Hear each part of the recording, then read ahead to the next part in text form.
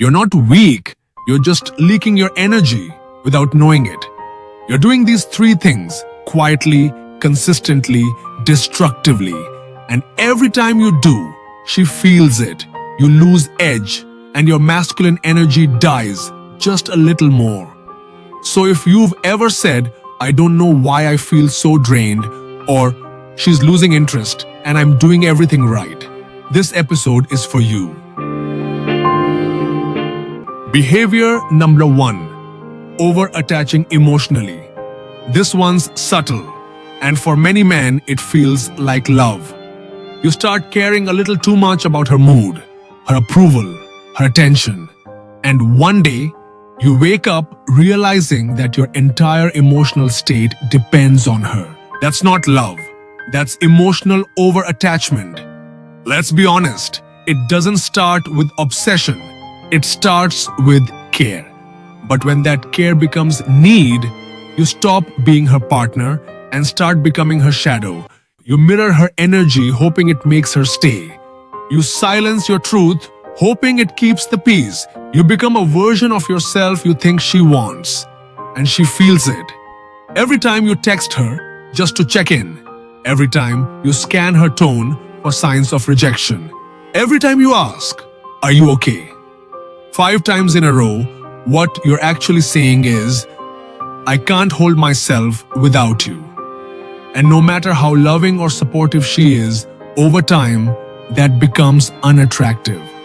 Not because she's cruel, but because feminine energy wants to feel led, not leaned on. Imagine a bridge. Masculine energy is that bridge. Feminine energy walks across it. But if the bridge starts trembling under pressure, if it collapses from her emotional weight, she won't feel safe. And if she doesn't feel safe, she won't relax. And if she can't relax, she starts looking for escape. You might say, but isn't love about support? Yes, but mutual support, not emotional dependency. Here's the shift. Hold space. Don't collapse into it. She can cry, rage, feel chaotic, and your job isn't to fix it, it's to remain rooted. You are not her savior. You are not her emotional therapist. You are her partner, her grounding pole. When you over-attach, you give her your center. And that's something no one, not even the kindest woman, wants to carry for long. So reclaim your emotional sovereignty. Feel deeply, but do not seek safety from her mood. Create it in yourself. The man who can feel her storm without losing his footing. That's the man she never pulls away from. Behavior 2. Hiding your mission. Let me ask you something. When was the last time you did something just for your edge? Not for work, not for status, not to make her happy, but to build the man inside you? If you pause to think about it, you're not alone. Most men are not lazy. They're not even weak. They're just lost in the fog, day after day, checking boxes, pleasing others, handling responsibilities. But inside, there's a silent hunger they've been taught to ignore. Here's the problem. The masculine dies in stagnation. It suffocates in indecision, and it withers in comfort. Your mission isn't just about success, it's about alignment. It's the compass that tells you, this is north, go. You don't need to have it all figured out, but you do need to wake up every day and move intentionally towards something that sharpens your edge. Because here's what happens when you don't. You lose your intensity, you become dull, and your relationship starts to feel flat, without either of you knowing why. Suddenly, she's scrolling more, talking less. She's not as responsive, not as affectionate. And you wonder, what changed? What changed is this. You lost gravity. And here's the hard truth. Without a mission, you become energetically forgettable. You might be nice, supportive, funny even, but you're not magnetic anymore. Because magnetism isn't about what you say, it's about what you stand for. Women don't consciously look for men on a mission, but they can feel when you're off it. There's a difference between a man who's distracted and a man who's directed. She can sense it in the way you move, the way you look at her, the way you talk about your day. So what is a mission? It doesn't have to be some world-saving venture. Sometimes your mission is rebuilding your body. Sometimes it's mastering a craft. Sometimes it's creating something that matters to no one else but ignites you. The point isn't what it is. The point is that it exists. Because when you have it, you walk differently. You speak with more weight. You become the gravity she relaxes into. A man without a mission is like a boat without a sail. He may look okay on the surface, but he drifts. And no woman feels safe on a drifting vessel. Behavior number 3, apologizing for your truth. Here's something no one says out loud. Most men aren't rejected for being too honest. They're rejected for being too afraid to stand behind their honesty. You've done it. You've said what you really thought, then instantly walked it back. You've softened your tone, changed your stance, or apologized before she even responded. And in doing that, you told her something much deeper than your words ever could. I don't trust my own truth. That is not strength, that is self-abandonment. When you constantly filter yourself to be more palatable, more pleasing, more agreeable, you might think you're being kind. But what you're actually doing is draining all the weight out of your masculine core. A man who cannot hold his truth will never be trusted to hold a relationship. Because if you can't protect your own boundaries, how will you protect hers? If you can't say no to something that dishonors you, how can she lean into your leadership? Let's be clear. Being truthful doesn't mean being rigid. Being truthful doesn't mean being cruel.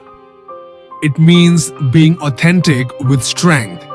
It means knowing what you will and will not tolerate, what you value, what you desire.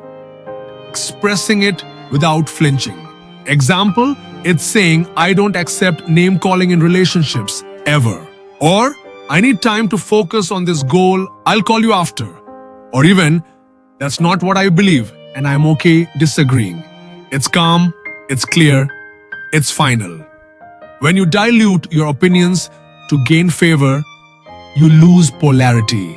Because here's what happens when you keep apologizing for your truth. You become invisible. And no woman can fall in love with a man she can't feel. There's no emotional spark without friction, and friction only exists when two real energies meet. If you're constantly shape-shifting to avoid conflict, there's nothing for her to dance with. So start saying what you actually mean. Start standing where you actually stand. Start loving from a place of truth, not performance.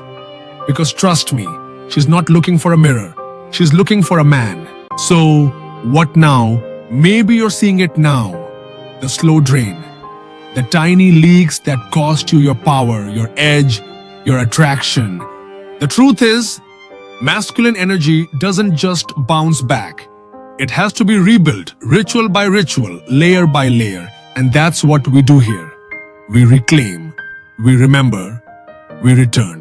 Let me walk you through the 3 pillars of masculine reclamation. 1. Daily direction. Even if you don't know your ultimate mission yet, you must have direction today, not someday, not when you have more time. Now, your direction could be simple. Hit the gym every morning. Meditate for 10 minutes before you touch your phone. Write 1 paragraph for the book you've always wanted to write. It's not about intensity, it's about consistency. Show yourself you can be trusted with your own time.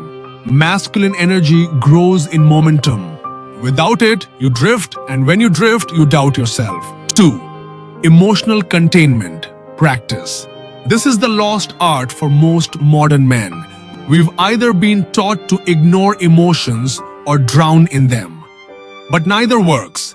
What you need is emotional containment. Here's what it looks like. You feel something, anger, grief, anxiety, but instead of reacting, you breathe into it. You witness it. You stay still.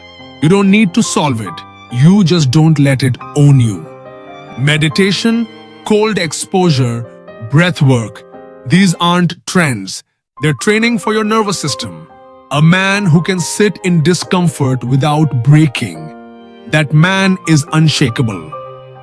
Embodiment rituals. You cannot reclaim your masculinity through theory. You must bring it into your body. Lift weights, spar, swim, do martial arts, chop wood, build something. Your body is where the masculine lives. Movement is how it speaks. Pain is how it sharpens. Without embodiment, everything stays in your head. But the moment you sweat, grunt, strain, or break through a wall you thought you couldn't, that's when it locks in. That's when the fire starts to flicker again. The reclamation of masculine energy isn't about domination. It's about direction. It's about building a structure inside yourself so solid that everything around you adjusts to it. Be the structure, not the noise. Let's bring it home. Everything you've learned in this episode points to one truth. Your energy sets the tone. Your direction sets the pace. Your presence shapes the polarity. She's not looking for a perfect man. She's not looking for a fixer or a performer or a textbook alpha. She's looking for a man who knows who he is. A man who doesn't flinch when she tests him. A man who doesn't fold when life presses down. A man who can hold his truth even when it's inconvenient. And here's the beauty of it. You don't have to force attraction. You don't have to manipulate or chase. You just have to stop leaking, stop over-attaching. Let her have her feelings without making them your identity. Stop hiding your mission. Pick something, build toward it every single day. Stop apologizing for your truth. Be kind, yes, but be firm in who you are. And when you live from that place, you'll notice something. The world responds differently. People listen more. Opportunities appear. And women, they lean in, they relax, they trust you because it's not your charm, not your looks, not your clever lines or your status. It's your center. The most attractive man in the room is the one who doesn't need the room to notice him. He's already chosen himself. And now it's your turn.